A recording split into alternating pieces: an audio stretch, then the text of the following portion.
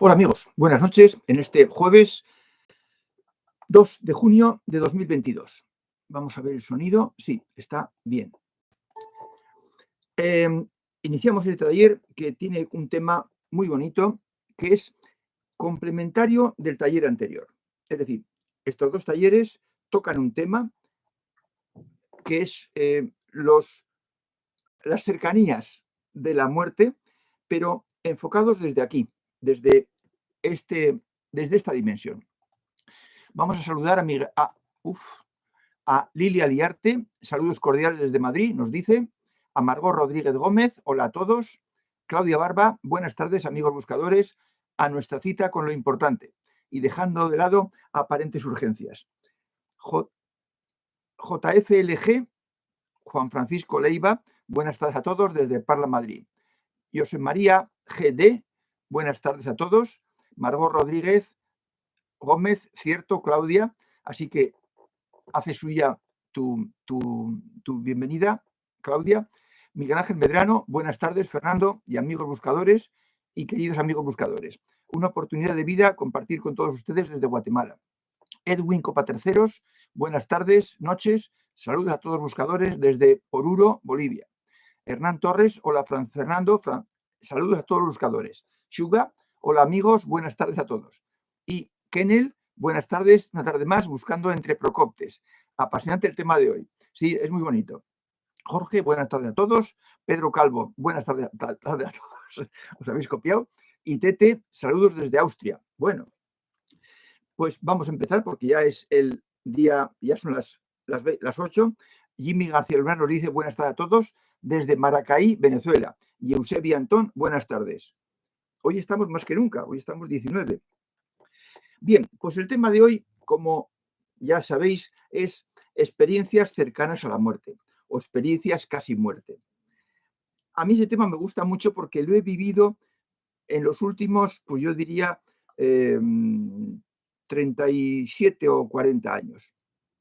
Pero antes quiero hablar de un tema que quizás muchos conoceréis, pero es posible que los más jóvenes no conozcan, que es la despensa. La despensa es una habitación, la más fresca de la casa, donde está la fresquera. La fresquera es un pequeño armario con la puerta de rejilla metálica para que entre el aire, donde se mete la carne, el pescado, los huevos y la mantequilla, por ejemplo, y alguna que otra cosa, y los chorizos, lo que se puede echar a perder. Y la despensa hace lo que ahora hacen los frigoríficos. Pero cuando no había frigoríficos, pues en tiempo de los griegos y los romanos, y en la Edad Media, y en el siglo XVIII, pues el ama de casa era la dueña, la que llevaba la llave de la despensa. La despensa estaba bajo llave, para que los criados no se hicieran con cosas de la despensa. De manera que la despensa es útil porque, igual que hay en todas las casas, había una despensa, toda persona tiene una despensa ideológica, en la que, igual que la despensa está lo que comemos, pues en la despensa ideológica está con los instrumentos, con los utensilios con los que explicamos el mundo. Eso vendrá bien después.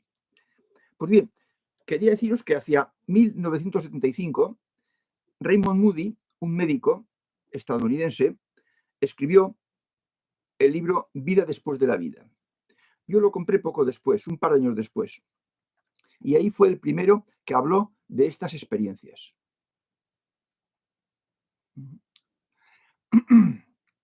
Después, a los años, salió otro libro hablando de lo mismo, pero ya en plan no médico, sino de buscador. El libro se titula algo así como Marcha hacia el Omega. Si lo encuentro, ya os pondré el título y cómo conseguirlo en la descripción del vídeo. Y luego, años después, como 20 años después, en torno al cambio de siglo, Moody volvió a escribir, hola Yule, volvió a escribir otro libro que no sé si lo tengo, ampliando su primer libro y quejándose de que algunas cosas le quitaron de lo que él había puesto. Bien, pero desde entonces, desde 1985, que yo le estoy pegando a esto, pues estos temas se han tratado de una forma poco nulamente científica. Yo a las personas que hoy, no sé si estoy haciendo algo mal, un momento.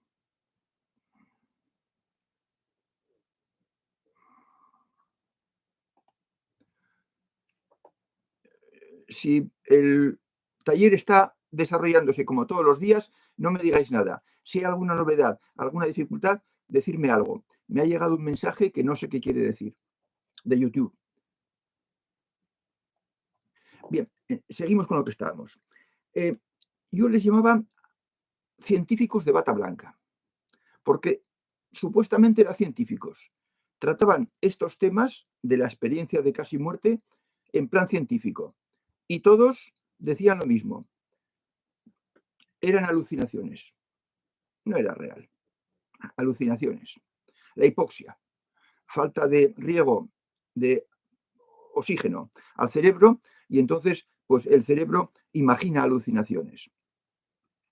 Yo ya desde el año 87, desde 1987, ya había tenido experiencias y tenía certeza de que las cosas sucedían de otra forma. Pero de esto hace 35 años.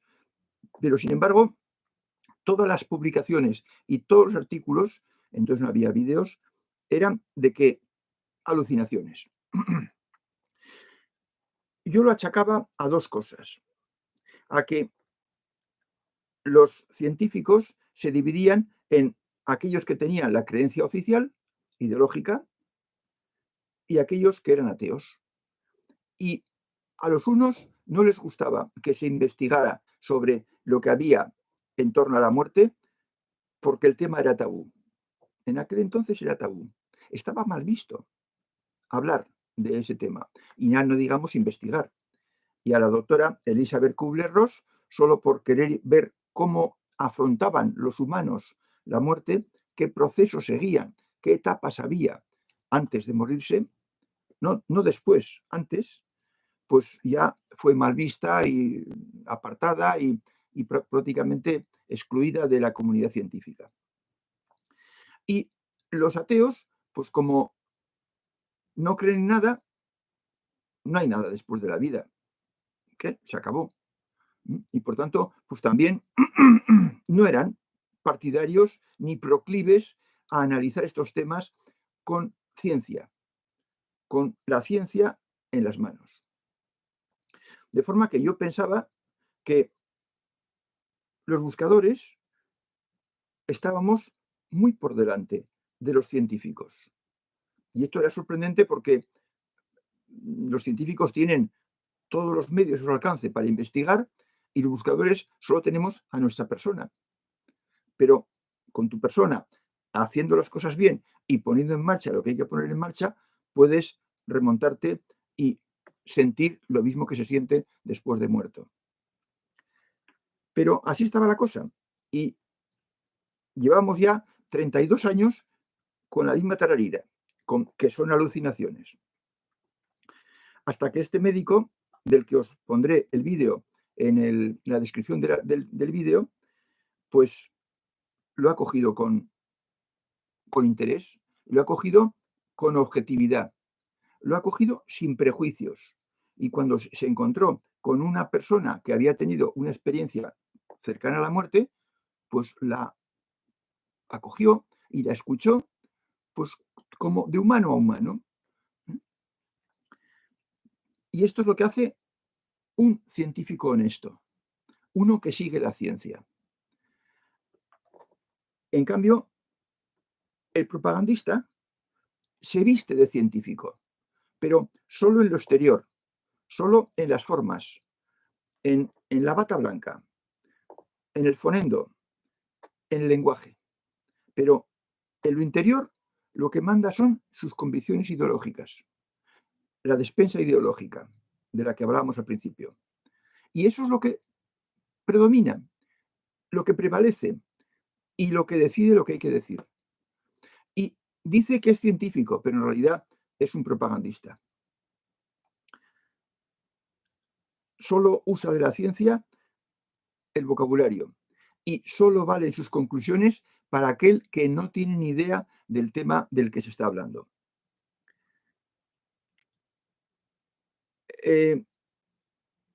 Vamos a ver un poco los antecedentes. Es decir, ¿qué diferencia y qué ha encontrado este hombre? ¿Qué diferencia y por qué las alucinaciones son algo completamente absurdo que no podía confundirse con las experiencias de la casi muerte? Porque ha encontrado este hombre que una de las diferencias fundamentales entre lo que le explicaba el doctor a sus compañeros del hospital y las alucinaciones es que las alucinaciones tienen antecedentes. Es decir, el que ha tenido alucinaciones tiene antecedentes de que las ha tenido antes o ha tenido brotes psicóticos o ha tenido circunstancias y que se han repetido. Mientras que estas gentes eran todo personas normales que no habían tenido ningún antecedente de supuestas, entre comillas, alucinaciones. Segundo diferencia, las alucinaciones de los drogadictos, psicóticos, pues eran distintas todas, porque su cabeza pues las imaginaba caóticamente, mientras que estas eran todas iguales y en personas distintas. Además, como tercera característica, las alucinaciones eran ilógicas, eran escenas que se van sucediendo sin ningún orden y sin ninguna concatenación, mientras que estas experiencias casi muerte tenían su lógica, la persona razonaba, se enteraba, iba a ver qué pasaba en otro sitio, quería hablar con el médico que le hacía la operación. O sea, la lógica estaba dentro del relato. Y por último, las alucinaciones se olvidan, mientras que estas personas recordaban con mucha precisión lo que había pasado. De forma que por las cuatro cosas, este hombre dice que no se pueden confundir las experiencias casi muerte con alucinaciones. Y sin embargo, durante 32 años ha habido personajes con bata blanca que han dicho que eran alucinaciones debidas a la hipoxia. Esto y otras cosas vividas dicen que cuando se trata de enfocar un tema profesional, no prevalece la ciencia, prevalece la creencia. Porque prevalece el valor del grupo, la convicción del grupo, el consenso del grupo. Cuando uno entra en en una universidad, en un hospital, en una empresa, entra en un grupo y ese grupo tiene unas ideas determinadas sobre cierto tema profesional. Bueno, pues una persona que esté en ese grupo previsiblemente va a rendirse a las opiniones del grupo.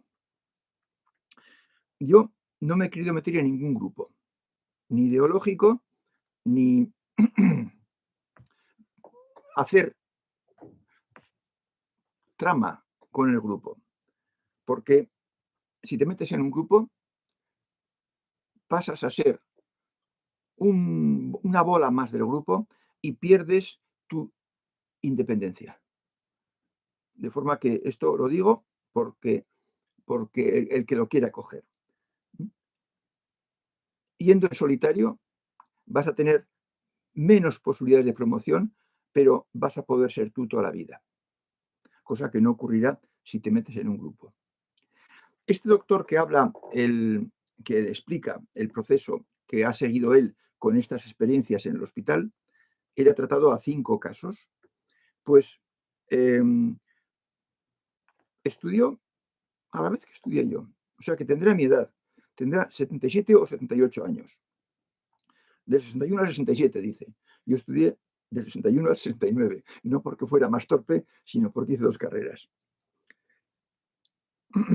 Vais a ver que para una persona que no es buscadora, que vive su vida normal, de pronto tener una experiencia cercana a la muerte equivale a subir la rampa de un golpe en 5 minutos y tener un contacto con el fondo al final de esos 5 minutos. Y claro, eso es una experiencia para un no buscador sorprendente, inimaginable, inexplicable. Pero si os fijáis bien en lo que dice el médico, por ejemplo, en el minuto 34, ver el vídeo entero porque no tiene desperdicio ningún minuto suyo, pero en el minuto 34 entenderéis por qué estoy diciendo que la experiencia casi muerte equivale casi a un contacto con el fondo.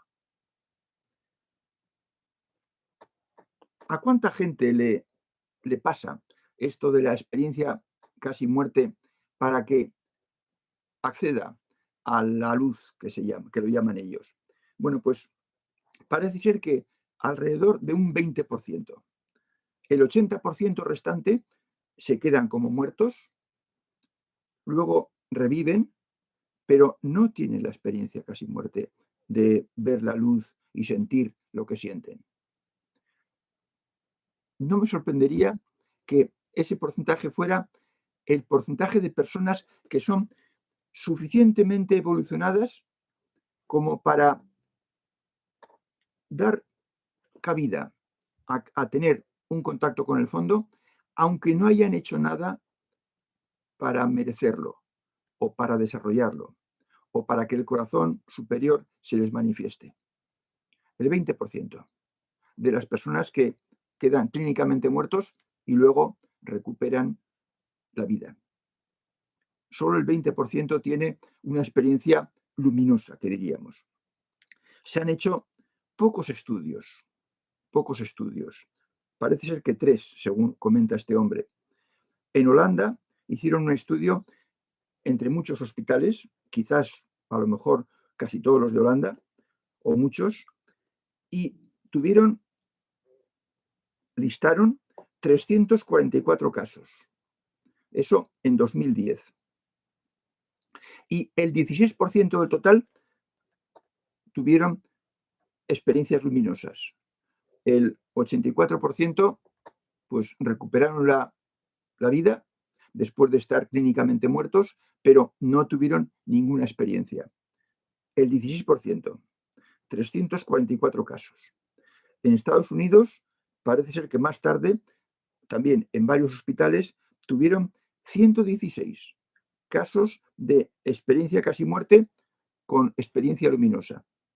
Y fue el 18% del total de muertes clínicas que tuvieron. Y otro sitio, que no he cogido cuál, tuvieron 39 casos de experiencias luminosas, lo cual supuso el 23% de los casos totales de muertes clínicas. Aclaro que es, primero, una persona tiene muerte clínica porque se ha quedado prácticamente sin respiración, sin cerebro, o sea, sin actividad cerebral, sin nada, sin reflejos en el cuerpo, en los nervios, etc. Y luego revive. Bueno, pues de ese porcentaje de muertes clínicas, el 16% o el 18% o el 23% refieren experiencias interesantes, preciosas, maravillosas, luminosas. No conozco a ninguna persona que haya tenido una experiencia casi muerte. Personalmente no he conocido a ninguna. Sin embargo, he conocido a 4 personas que han tenido contacto con el fondo. Contacto o contactos. Quizás 5. Entonces, parece ser que es más fácil tener un contacto con el fondo que tener una experiencia casi muerte. Y desde luego no es el camino para tener contactos con el fondo. Es mejor estar entero, no tener ningún problema grave de salud y esperar a tener los contactos con el fondo cuando uno ya sea buscador. Bien, pues esto es lo que quería deciros sobre las experiencias de casi cercanas a la muerte, y vamos a ver entonces qué da de sí las preguntas que sobre este tema queréis hacer o sobre cualquier otro tema. El vídeo lo colgaré en la descripción, el vídeo de este hombre. Creo que dura 41 minutos, pero os lo recomiendo íntegro porque desde el principio empieza con datos muy interesantes que conviene saber. Y así podéis cotejarlo, compararlo con el gozo sin causa, que está en el último taller que hicimos práctica, para que veáis cómo la experiencia casi muerte puede asimilarse a un contacto con el fondo. Vamos a ver vuestras preguntas.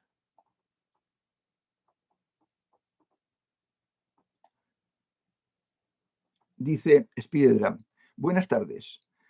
¿Los animales también continúan la vida? Sí, sí, también continúa la vida. Por lo menos yo lo sé de los perros domesticados. No digo que los no domesticados y los no perros no les continúe la vida, pero lo que sí sé por referencias de personas con las que he estado en evacuaciones es que los perros domesticados que tienen una especial unión con las personas buscadoras y mueren, también aparecen en evacuaciones. O sea que sí, continúa la vida. Y por extensión, pienso que a todos los perros. Porque si venimos de la animalidad, no es descartable que los animales al final puedan pasar su esencia a ser futuros humanos. Miguel Ángel Medrano dice, mi padre, 5 años antes de fallecer, tuvo una experiencia cercana a la muerte. Y cierto, él contaba su experiencia con una descripción detallada de lo que vivió y el mensaje que le dieron. Pues me alegro mucho, Miguel Ángel, porque esas experiencias solo mejoran a la persona. Solo mejoran, como es lógico. Es decir, si a alguien de pronto le regalaran un contacto con el fondo, pues eso es como eso, un regalo muy bueno de arriba que solo puede hacer bien. Cuando un buscador está buscando y tiene un contacto con el fondo en su vida, o en todo lo que lleva de vida, eso no es un regalo, eso es que se lo ha ganado por su forma de ser, porque es muy limpio por dentro.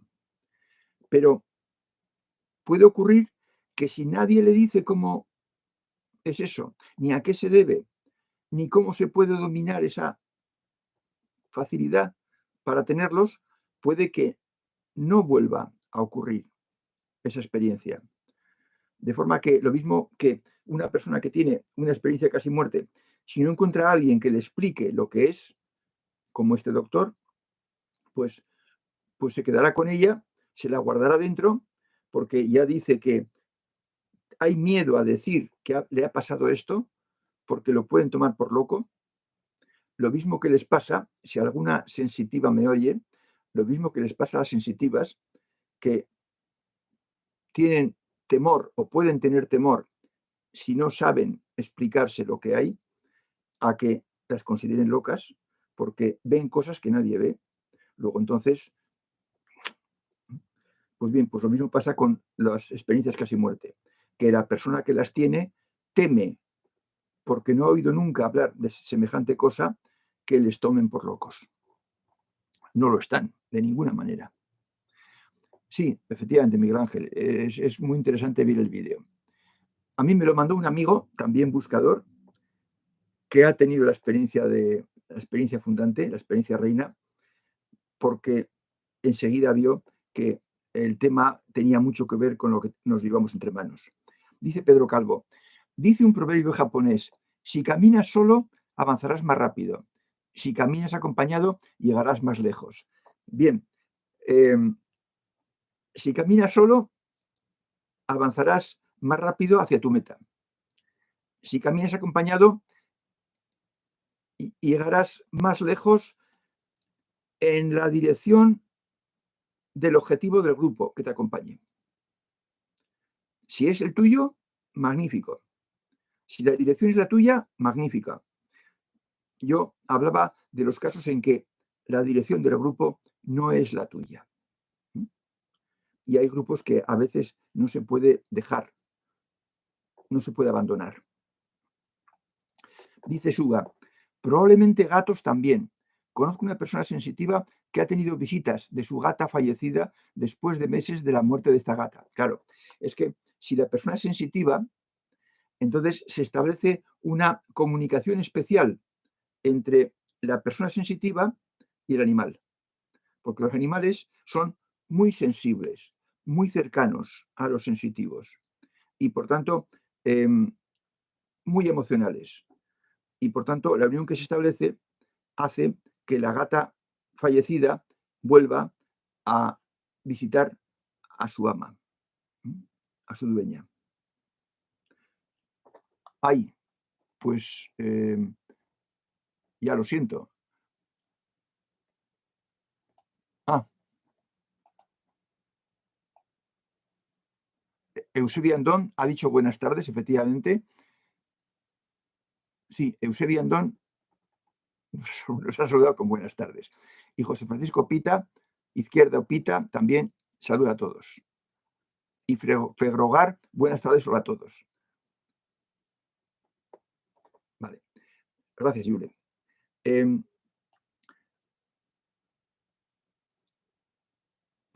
Dice Pedro Calvo, Fernando, ¿puedes explicar un poco más por qué un grupo no nos conviene? Sí. A ver, vamos a ver. Mi primera versión de esto es cuando yo fui a una, digamos, escuela durante un tiempo. Le pegaban a la teosofía, a la antroposofía y a la macrobiótica. Y estuve aprendiendo cosas allá. Pero vi que la escuela era como una botella. Si tú te metes en una botella, pues vas a conocer muy bien todo lo que hay en la botella. Pero lo que está fuera de la botella, a eso la botella te va a impedir llegar. De forma que pensé, para estas cosas yo estaba explorando, buscando, eran mis primeros años, y vi que el meterte en una escuela tiene ventajas y tiene inconvenientes. Inconvenientes el que os digo, que vas a conocer lo de la escuela, pero no más, porque no vas a salir de ese marco. Después, la vida me ha enseñado que si te metes en un grupo ideológico, como puede ser el que imaginéis, te vas a hacer y permaneces en él. Yo me salí de esa escuela, estuve yendo, pues no sé, quizás un año y luego vi que no me gustaba, había cosas que no me gustaban y lo dejé. Si te metes en un grupo ideológico, vas a tener las convicciones y los objetivos del grupo y no vas a poder ser tú si quieres permanecer en el grupo. Por tanto, el grupo ideológico te va a limitar. Si el grupo es de tipo trabajo y se entra en un grupo de tipo trabajo, pues a través de un enchufe, pues entonces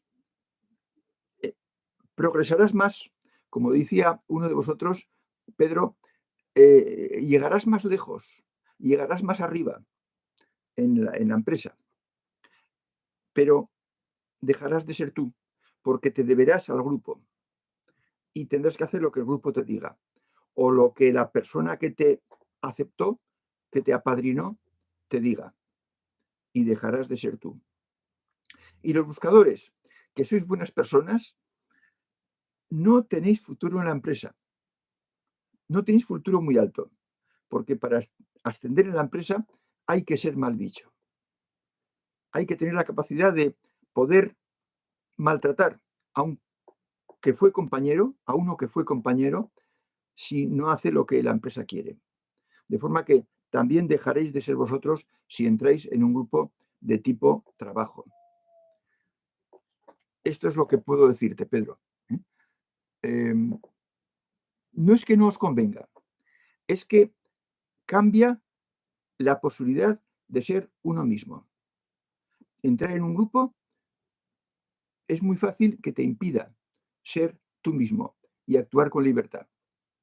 Yo puedo decir que he ido por libre y he sido continuamente libre para hacer lo que me ha parecido correcto. Y esa libertad para mí ha sido muy importante y me ha permitido hacer ciertas cosas. Pregunta Fegrogar, ¿la anestesia total de una operación puede inducir una experiencia parecida? Sí, pero con ciertas condiciones. Es decir, la anestesia en sí, no. Pero si por la circunstancia que sea, o bien el paciente tiene muy poco aguante o el que le da la anestesia no ha captado el nivel de aceptación o de soporte, de soportar la anestesia, y le da demasiada, entonces sí, entonces puede provocar una experiencia casi muerte. De hecho, el médico habla de un caso de estos. De forma que se pueden dar pues por drogas, por supuesto, por una operación, anestesia, y por accidentes, y por ataque cerebral, ataque al corazón, por un problema cardiovascular de la sangre. Y entonces, pues se produce el colapso del cuerpo, colapso que es temporal. Es decir, nos morimos un rato. Estamos sin riego al cerebro, sin funcionar el corazón, sin respirar, sin reflejos, un rato. Y si en ese rato nos recuperan con protocolos que hay de recuperación, pues entonces volverán a funcionar las cosas. Si no nos recuperan, pues nos iremos definitivamente. Lo explica el doctor muy bien. Spider-Dram dice, siempre recuerdo que durante octubre del 13, a pocos días de morir mi abuela, se me apareció una gatita en el patio y nunca más se separó de mí hasta su muerte en noviembre de 220. No sé si es...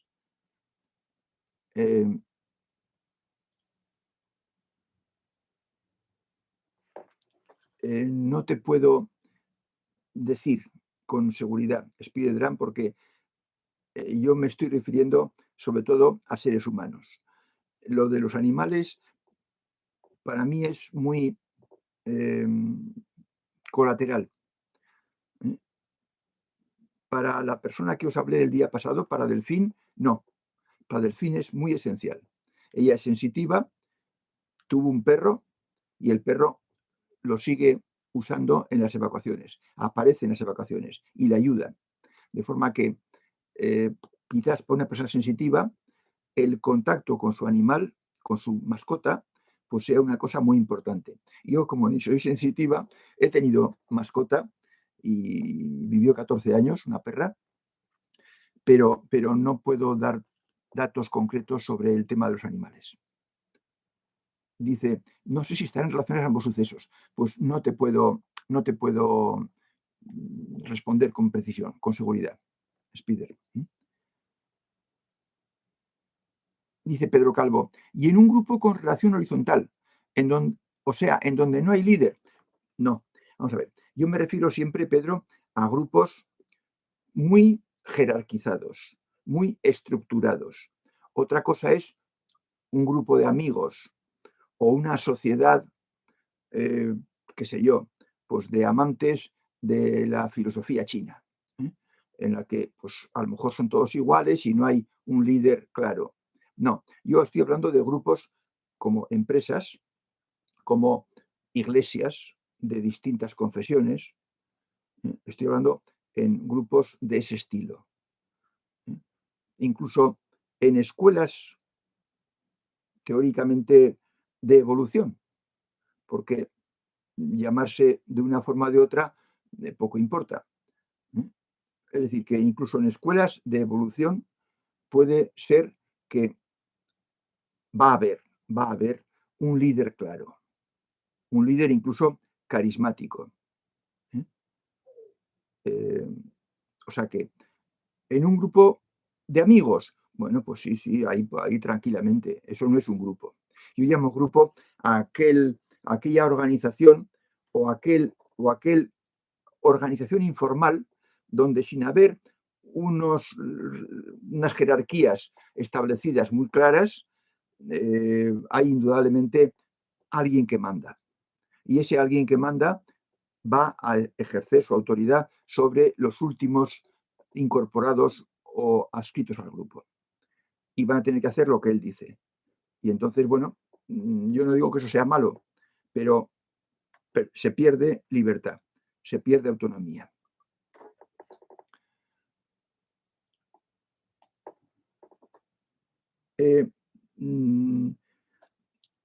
Vivimos en un mundo en el que las cosas en general no son lo que parecen o no son lo que se dicen.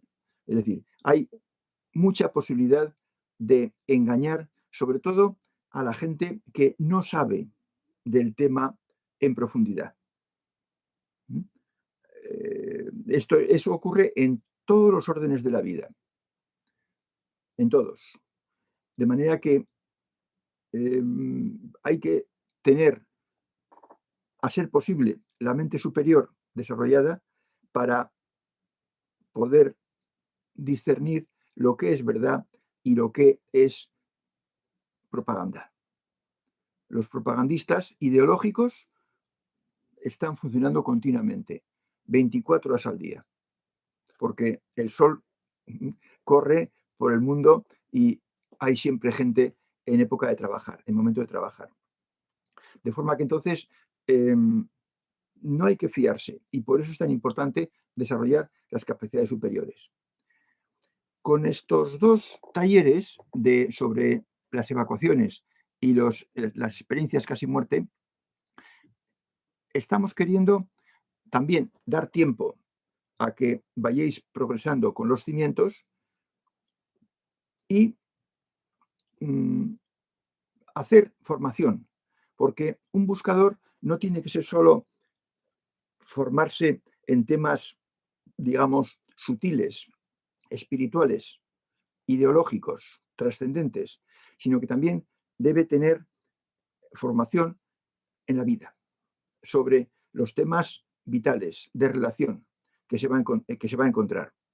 Y tiene que saber distinguir al ladrón, al lobo de la oveja.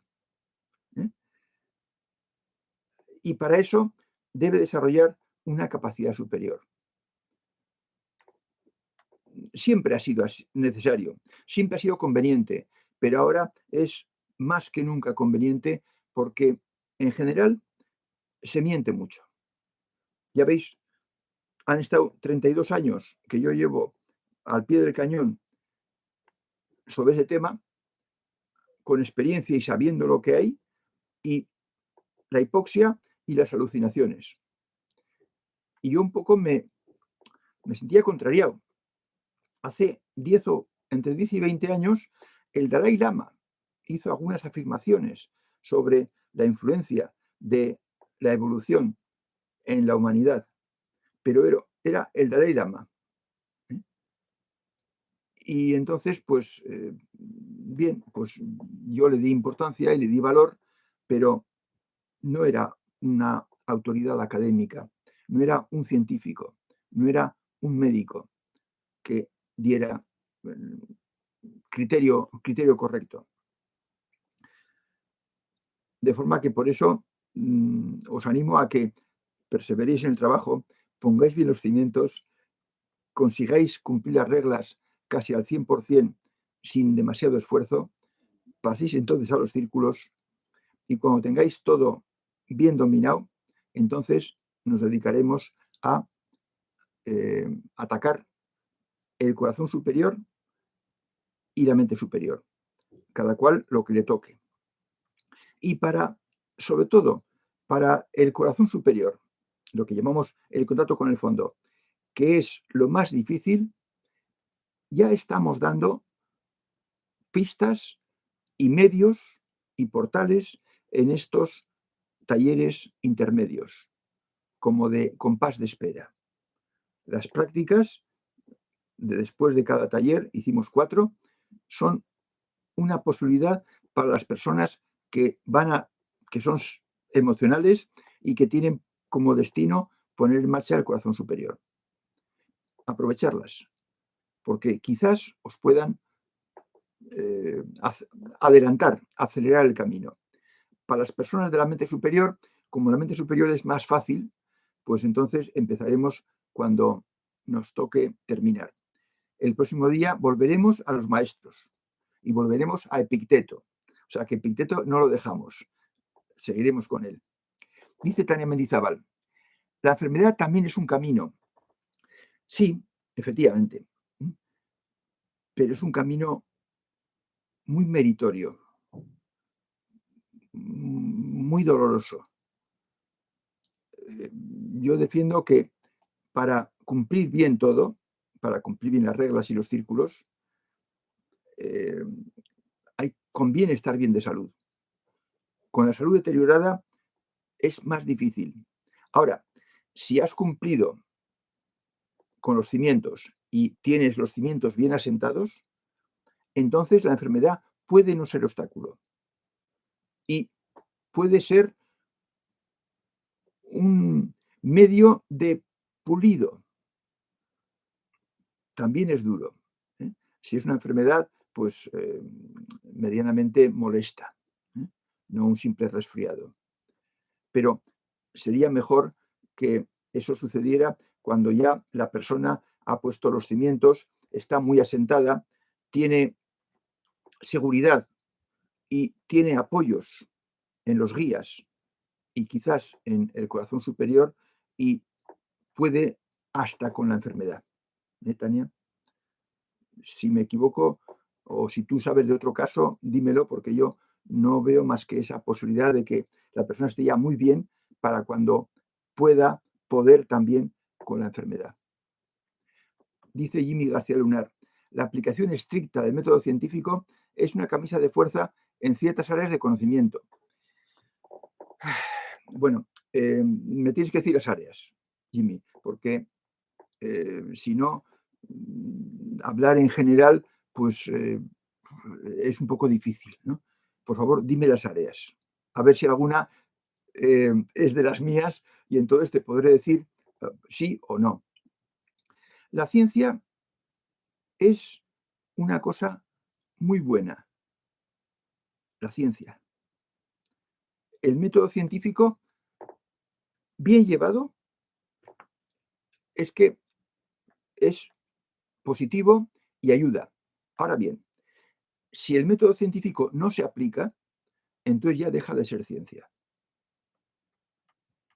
Entonces, hay que ser muy cuidadoso con esto.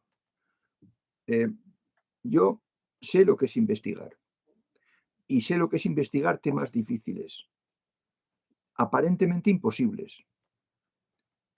Y puedo decir que hay que ser absolutamente honesto y no tener ningún deseo o ningún objetivo o ninguna solución propuesta o ninguna solución pensada. Cuando uno está investigando algo, tiene que estar investigando a lo que salga, siendo absolutamente objetivo, dándole igual cuál sea el resultado de su investigación. Si no es así, entonces no está aplicando el método científico.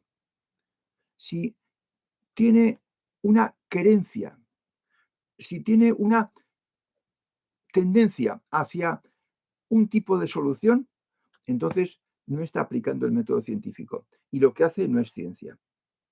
La ciencia es pura, intachable.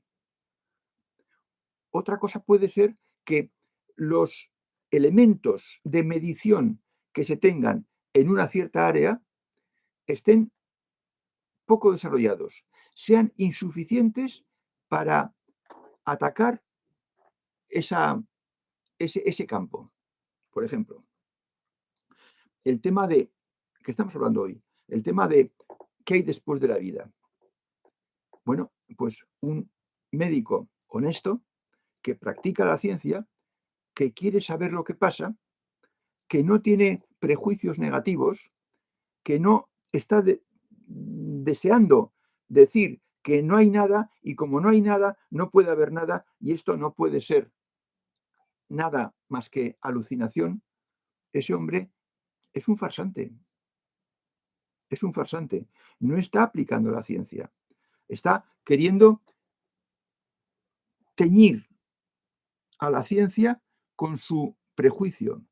Y claro, pues por supuesto no acierta. Pero los farsantes, los pseudocientíficos, los que no aplican la ciencia y quieren usarla para su conveniencia, esos, la característica que yo he visto es que tienen muy pocos argumentos, muy pocos, y pueden mostrar muy pocos estudios profundos, estudios científicos que demuestren lo suyo, posiblemente ninguno. O sea que, si te refieres, Jimmy, a que la falta de instrumentos para medir un, un fenómeno difícil, que se escapa casi a nuestra percepción, entonces sí, el método científico no es que sea un obstáculo o una camisa de fuerza, sino que no tiene los suficientes instrumentos para medir. Lo que ocurre es que a veces quieren medirse cosas que pueden medirse por experiencia, como es el contacto con el fondo, como es una evacuación, quieren medirlo con relés, con cables, con sensores, y eso es una equivocación. Las cosas se miden directamente, no midiendo las consecuencias. Entonces sí, entonces la falta de instrumentos adecuados hace que no se consigan cosas, pero porque se evitan los instrumentos directos, que es ponerte tú mismo a conseguir desarrollar todas tus capacidades. Yo quería, ahora voy, Spiridram, yo quería deciros, que no se me pasara en este taller, que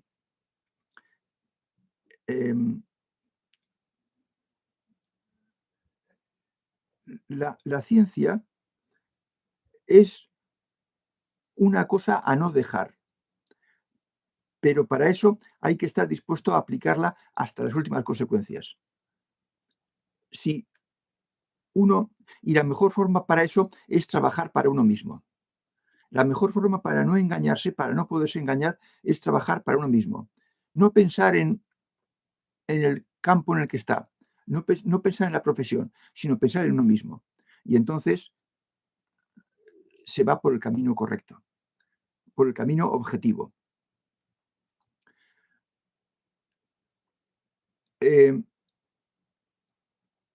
A ver, que me estoy liando. Kennel dice, el problema es que no se aplica el método científico y se habla mucho de probado científicamente cuando el método ha fallado. Sí, estoy de acuerdo contigo y te entiendo muy bien la primera parte.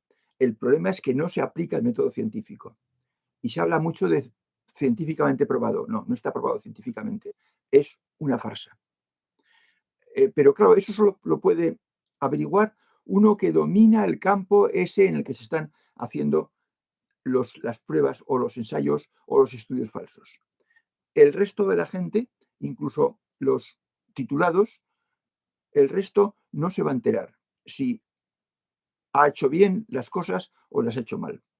Pero sí, si se aplica el método científico, las cosas salen. Y si no se aplica, entonces lo que sale es un bodrio y con eso solamente se engaña. Spider-Dram dice, ¿ha leído alguna vez a Allen Kardec? Allen Kardec, sí, sí.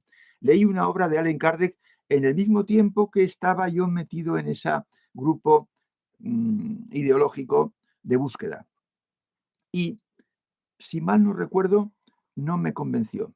Spider-Dram, no me convenció.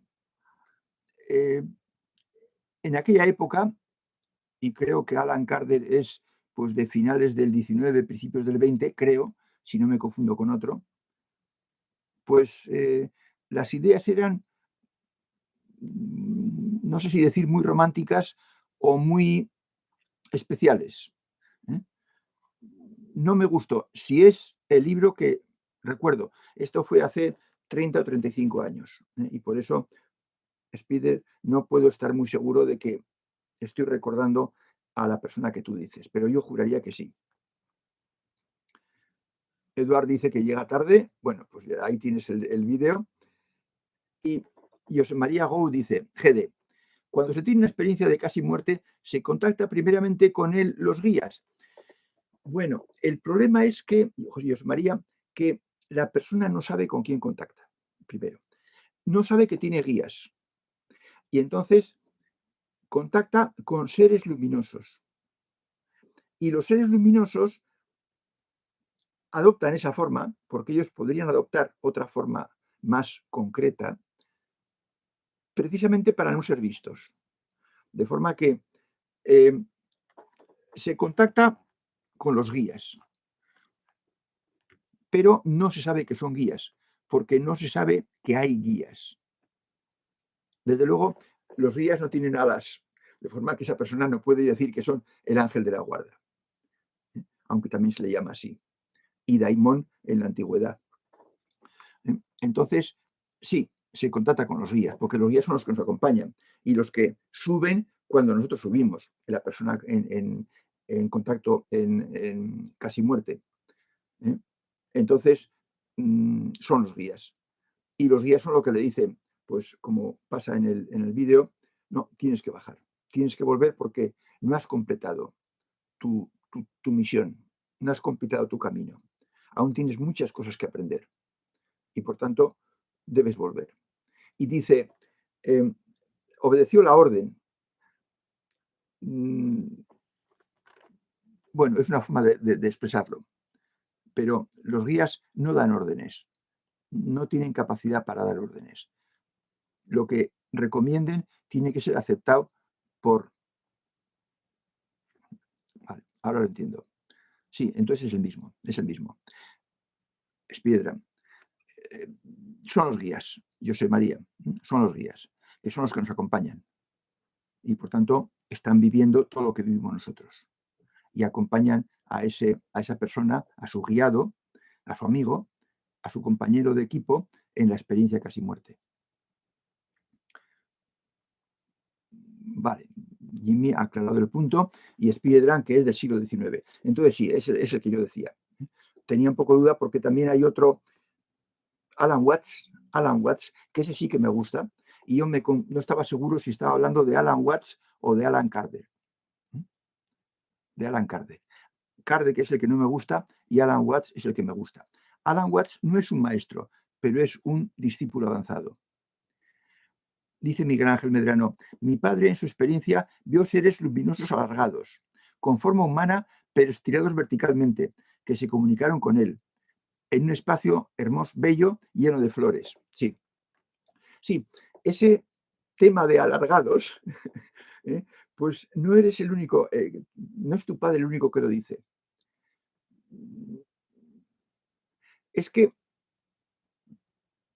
el humano que está en esa experiencia percibe a esos seres como muy potentes, como más fuertes que él, como más sabios que él.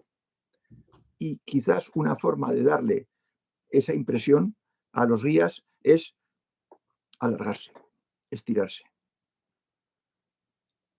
La experiencia casi muerte ha mejorado enormemente a todas las personas que la han experimentado. Y ahora podríamos hacer una escalera, una pirámide. Del 100% de personas que han tenido una muerte clínica, del 100%, el 20%, la quinta parte, han tenido experiencias luminosas.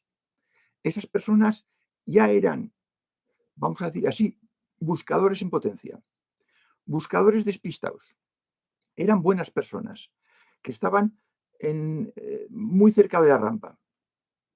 Quizás no eran buscadores conscientes, quizás ni siquiera eran buscadores inconscientes, pero estaban a punto de serlo. Y cuando han tenido un contacto con el fondo, cuando han sabido lo que es el más allá, primero, no quieren volver, quieren quedarse allá.